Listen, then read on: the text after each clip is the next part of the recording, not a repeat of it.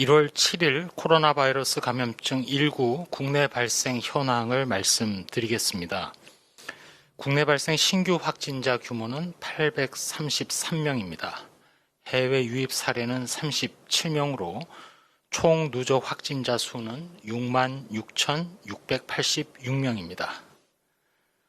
어제는 총 10만 2,791건의 검사가 이루어졌고 이 중에 수도권의 임시선별검사소에서 37,848건의 검사가 이루어졌습니다.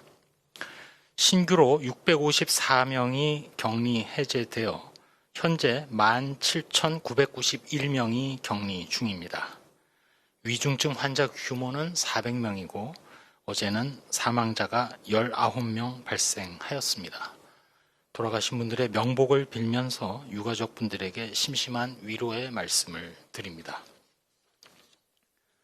1월 7일 0시를 기준으로 해서 국내 주요 발생 현황을 지역별로 말씀드리겠습니다. 수도권이 623명으로 74.8%, 비수도권이 210명으로 25.2%를 차지하고 있고 여전히 종교시설, 의료기관이나 요양시설 등의 발생이 주를 이루고 있습니다. 먼저 수도권에서는 서울특별시 송파구 교정시설 관련해서 79명이 추가되어 총 1173명의 누적 확진자가 발생하였습니다. 이와 관련해서 저희 방역당국은 전국 전 교정시설 직원들에 대해서 오는 1월 8일 내일부터 요양병원 등 감염 취약시설에 준해서 선제적으로 매주 1회 정기검사를 실시할 예정입니다.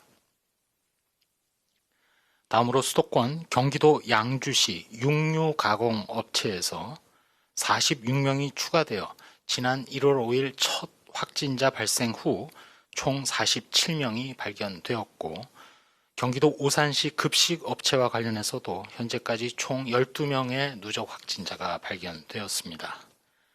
다음으로 충청권에서는 충북 충주시 종교시설과 관련하여 누적 확진자 50명이 발견되었고 옥천군의 병원과 관련해서 현재까지 총 10명의 누적 확진자가 발견되었습니다. 다음으로 호남권에서는 광주광역시 광산구 종교시설과 관련하여 지난해 12월 31일 이후 접촉자 관리 중 총 28명이 추가됨으로써 현재까지 총 69명의 확진자가 발견되었습니다. 경북권에서는 경상북도 구미시의 간호조무사 학원 관련하여 현재까지 총 16명의 확진자가 발견되었고 마지막으로 경남권의 부산광역시 영도구 노인건강센터와 관련하여 현재까지 총 80명의 누적 확진자가 발견되었습니다. 다음으로 코로나19 영국 변이 바이러스가 추가로 확인된 상황을 말씀드리겠습니다. 지난 1월 2일 영국 변이 바이러스가 확인된 확진자의 접촉자인 가족 3명의 검체에서 영국 변이 바이러스가 추가로 확인되었습니다. 이와 관련해서 추가 접촉자 가족 1명에 대해서 역시 검체 분석을 진행을 하고 있습니다. 이로써 1월 7일 0시를 기준으로 국내에 영국과 남아공 변이 바이러스가 총 15건, 이 중에는 영국의 변이 바이러스가 14건이 검출된 상황입니다. 저희 방역 당국에서는 영국 그리고 남아프리카 공화국 등 현재 변이 바이러스가 발생하는 국가로부터 입국하는 사람들에 대해서 그중 확진자에 대해서 전장 유전체 분석을 실시하여 변이 바이러스 여부를 지속적으로 확인해 나가며 동시에 한층 강화된 해외 입국자 방역 조치를 시행을 합니다. 그동안 모든 입국자를 대상으로 해서 격리 해제 전 진단검사를 실시하고 1월 7일까지 영국발 항공편 입국을 중단하였으며 영국 남아공발 입국자에 대한 발열 기준을 37.3도로 낮추었고 비자 발급을 제한하며 PCR 음성 확인서 제출 의무화 등의 조치를 취한 바 있습니다. 일단 내일부터 영국발 항공편의 입국 중단 조치를 1월 21일까지 2주 연장합니다. 또한 영국 남아공발 입국자, 내외국인이 모두 해당이 됩니다만 전체에 대해서 PCR 음성 확인서 제출 시에도 임시생활시설에서 진단검사를 실시하고 음성 확인 시까지 동시설에 격리 조치할 예정입니다. 이 조치는 오는 1월 12일부터 적용됩니다. 또한 이때 PCR 음성 확인서 미제출 시 내국인은 임시생활시설에서 진단검사 및 격리를 실시하고 외국인은 체류 기간과 관계없이 입국 금지 조치를 취할 예정입니다. 또한 자가격리 대상자의 동거 가족이 확진된 사례가 발생함에 따라 자가격리 대상자와 함께 거주하는 가족 및 동거인들에 대해서 기존에 안내하고 있는 생활수칙을 더욱 철저히 준수해 주실 것을 강조드립니다. 다음으로 치료제, 백신 등의 연구 개발 현황 중 주요 상황을 말씀드리겠습니다.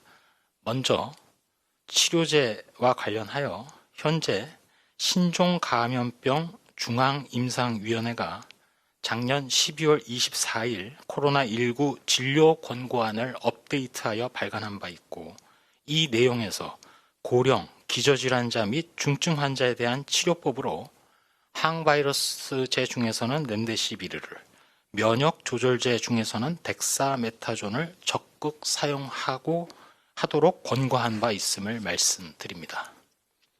반면에 클로로퀸 단일 또는 병합요법 등 말라리아 치료제의 경우에는 코로나19의 효과가 없을 것으로 보이기 때문에 권고하지 않으며 역시 칼레트라 등 HIV 단백 분해 효소 저해제도 권고하지 않음을 거듭해서 말씀드립니다.